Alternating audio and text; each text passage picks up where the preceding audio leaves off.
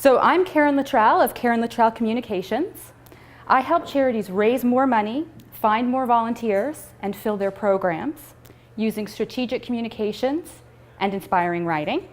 In August, Kiwi LaRue Miller, she's the author of the Nonprofit Marketing Guide website, she did a poll of some participants in her annual report workshop. She got about 80 different people from organizations that responded. And what she found is that 25% of them didn't do a report at all. 55% did a printed report that was more than 4 pages, so what I would consider more of a traditional annual report. And they may or may not have posted a PDF online as well. 13% did a printed report that was 4 pages or less, so what we consider sort of a shorter or abbreviated report. And again, they may or may not have done a PDF version that they posted online. And then only 5% did an online only report as a PDF file or as a PowerPoint. Some people actually are doing their annual reports and PowerPoint as a slide deck and sharing it online that way. And 1% did an online only report, no print, in the form of a video report or a web page. So that was what she found last year with a sample of groups she works with. We are definitely seeing more and more nonprofits, though, exploring these trends, and I think people kind of have the question on their mind: how far away can I go from the traditional annual report?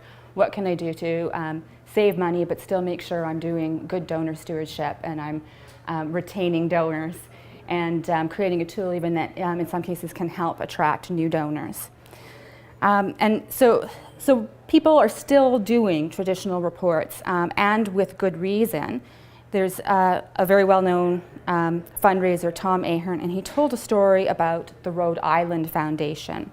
They were cutting back on the number of print annual reports that they were doing, but they still did some. They cut down the number, and of the ones that they did, they sent them to local lawyers' offices.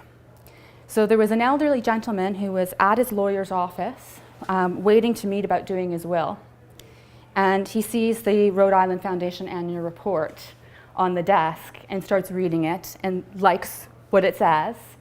And sometime later, the foundation receives a sizable donation from the man's estate.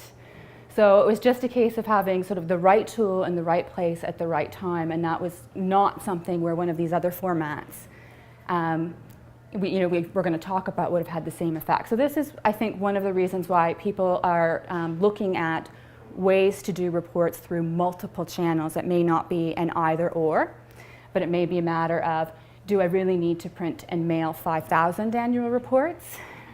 Or are there maybe 1,000 places where this could be really useful, and we can spend some of that money for printing and distribution on also creating content through other channels that will reach even more people through other channels.